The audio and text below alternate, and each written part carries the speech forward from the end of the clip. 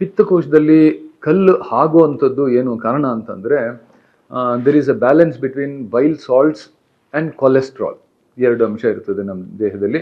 ಕೊಲೆಸ್ಟ್ರಾಲ್ಗೂ ಈಗ ಇಮಾಮ್ ಸಾಹೇಬಿಗೂ ಗೋಕುಲಾಷ್ಟಮಿ ಸಂಬಂಧ ಏನು ಅನ್ನೋ ಥರದಲ್ಲಿ ಕೇಳೋಂಥದ್ದಲ್ಲ. ಅದು ಕೊಲೆಸ್ಟ್ರಾಲ್ ಅಂತ ಒಂದು ಅಂಶ ಇರ್ತದೆ, ಬೈಲ್ ಸಾಲ್ಟ್ಸ್ ಅಂತ ಅಂದ್ಬಿಟ್ಟು ಎರಡು ಸಾಲ್ಟ್ ಇರ್ತದೆ.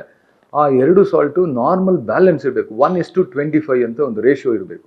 ಆ 1:25 ರೇಷಿಯೋ ವೇರಿ ಆಗ್ತಾ ಹೋದರೆ, ಈಗ ಕೊಲೆಸ್ಟ್ರಾಲ್ ನಮ್ಮ ದೇಹದಲ್ಲಿ ಹೆಚ್ಚಿಗೆ ಆದರೆ ಕೊಲೆಸ್ಟ್ರಾಲ್ ರಿಚ್ ಸ್ಟೋನ್ಸ್ ಅಂತ ಆಗ್ತದೆ. ಬೈಲ್ ಸಾಲ್ಟ್ಸ್ ಹೆಚ್ಚಿಗೆ ಆದರೆ ಬೈಲ್ ಸಾಲ್ಟ್ಸ್ ರಿಚ್ ಸ್ಟೋನ್ಸ್ ಅಂತದೆ, ಪಿಗ್ಮೆಂಟೆಡ್ ಸ್ಟೋನ್ಸ್ ಅಂತ ಆಗ್ತವೆ. ಕೊಲೆಸ್ಟ್ರಾಲ್ ಸ್ಟೋನ್ಸ್ ಇರೋದು ಕಲರ್ ಕಡಿಮೆ ಇರ್ತವೆ, ಅಂದರೆ ಡಾರ್ಕ್. ಈಗ ಬೈಲ್ ಅಂತಂದರೆ ನಾವು ಪಿತ್ತ ಇರೋದು ಯಾವ ಕಲರು, ಡಾರ್ಕ್ ಗ್ರೀನ್ ಅಥವಾ ಬ್ಲ್ಯಾಕಿಶ್ ಆಗ್ತವೆ. ಈಗ ಕೊಲೆಸ್ಟ್ರಾಲ್ ಸ್ಟೋನ್ಸ್ ಆದರೆ ಲೈಟ್ ಬ್ರೌನು ಅಥವಾ ಪೇಲ್ ಬ್ರೌನ್ ಆಗಿಬಿಡ್ತವೆ. ಸೊ ಆ ಥರದ್ದು ಎರಡೆರಡು ಥರದ್ದು ಸ್ಟೋನ್ಸ್ಗಳನ್ನ ನಾವು ಸಾಮಾನ್ಯವಾಗಿ ಕಾಣ್ತೀವಿ. ಇದು ನಮ್ಮ ಕಂಟ್ರೋಲಲ್ಲಿ ಮೋಸ್ಟ್ ಆಫ್ ದ ಟೈಮ್ಸ್ ಇರಲ್ಲ. ಕೊಲೆಸ್ಟ್ರಾಲ್ನ ಮತ್ತು ಬೈಲ್ ಸಾಲ್ಟ್ಸ್ನ how do we manage our selfs ಅಂತ ಹೇಳೋದು ತುಂಬ challenge. It's not that very easy. ಸ್ವಾಭಾವಿಕವಾಗಿ ಆಗೋಗ್ಬಿಡುತ್ತದೆ ಗಾಲ್ ಬ್ಲಾಡರಲ್ಲಿ ಸ್ಟೋನ್ಸು. ಸೊ ನಾವು ತಪ್ಸೋಕ್ಕಾಗೋದಿಲ್ಲ ಅದನ್ನು.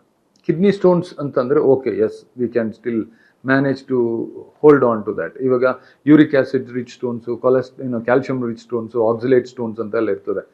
ಈಗ ಎಷ್ಟೋ ಜನ ಪೇಷಂಟ್ಸ್ಗಳು ಕ್ಯಾಲ್ಶಿಯಂ ಬ್ರೇಕ್ ಡೌನ್ ಆಗ್ತಿರ್ತದೆ ನಮ್ಮ ದೇಹದಲ್ಲಿ for some reasons or other. Women particularly menopause ಹತ್ತತ್ರ ಆಗ್ತಾ ಹೋಗ್ತಾ ಇದ್ದಾಗ ಅದರಲ್ಲಿ ಕ್ಯಾಲ್ಶಿಯಂ ಎಲ್ಲ ಬೋನಿಂದ ಡಿಸಾಲ್ವ್ ಆಗ್ತಿರ್ತದೆ. ಅಂಥ ಸಮಯದಲ್ಲಿ ಅವರಿಗೆ ಸ್ಟೋನ್ಸ್ ಆಗುವಂಥದ್ದು, ಕ್ಯಾಲ್ಶಿಯಂ ರಿಚ್ ಸ್ಟೋನ್ಸ್ ಆಗುವಂಥ ಸಾಧ್ಯತೆ ಇರ್ತದೆ. ಅಥವಾ ಅತಿಯಾಗಿ ಹೆಚ್ಚು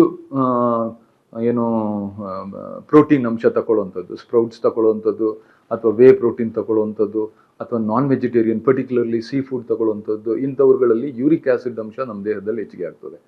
ಕೆಲವರಲ್ಲಿ ಗೌಟಿ ಆರ್ಥರೈಟಿಸ್ ಅಂತೆಲ್ಲ ಕೇಳಿರ್ತೀರಿ, ಜಾಯಿಂಟ್ ಪೇನ್ ಎಲ್ಲ ಬರ್ತಿರ್ತದೆ. ಅಂಥ ಪೇಷಂಟ್ಗಳಲ್ಲಿ uric acid rich urinary stones ಅಂತ ಆಗ್ಬೋದು. ಇವಾಗ ಅಂಥವನ್ನೆಲ್ಲ ಹೆಂಗೆ ಮಾಡ್ಬೋದು ಅಂದರೆ ಡಯಟ್ರಿ ಪ್ಲಾನಿಂಗ್ ಮಾಡಿಕೊಂಡು ಯೂರಿಕ್ ಆ್ಯಸಿಡ್ನ ಅತಿ ಹೆಚ್ಚು ಆಗದೆ ಇರೋ ಥರಲ್ಲಿ ನಾವು ನೋಡಿಕೊಂಡ್ರೆ ಆಟೋಮೆಟಿಕಲಿ ಯೂರಿಕ್ ಆ್ಯಸಿಡ್ ಸ್ಟೋನ್ಸ್ ಆಗುವಂಥ ಸಾಧ್ಯತೆ ಕಡಿಮೆ ಆಗ್ತದೆ. ಇವಾಗ for example kidney stone for some reason ನಾವು ಆಪ್ರೇಟ್ ಮಾಡ್ತೀವಿ, ಆ ಸ್ಟೋನ್ ಮಾತ್ರ ತೆಗೆದಿರ್ತೀವಿ. ಆ ಸ್ಟೋನ್ ಅನಲೈಸ್ ಮಾಡ್ಬೋದು. ಆ ಸ್ಟೋನ್ ಅನಲೈಸ್ ಮಾಡಿದ್ರೆ ಆ ಸ್ಟೋನ್ ಅನಾಲಿಸಿಸ್ ಏನಿತ್ತು, ಯೂರಿಕ್ ಆ್ಯಸಿಡ್ ರಿಚ್ ಇತ್ತು, ಆಕ್ಸಿಲೇಟ್ ರಿಚ್ ಇತ್ತು, ಕ್ಯಾಲ್ಶಿಯಂ ರಿಚ್ ಇತ್ತು ಅಂದರೆ ಅದನ್ನು if we can improve on our diet, what happens is in the next future ಅದು ಆ ಸ್ಟೋನ್ಸ್ಗಳು ತಯಾರಾಗುವಂಥ ಚಾನ್ಸಸ್ ತುಂಬ ಕಡಿಮೆ ಆಗುತ್ತೆ.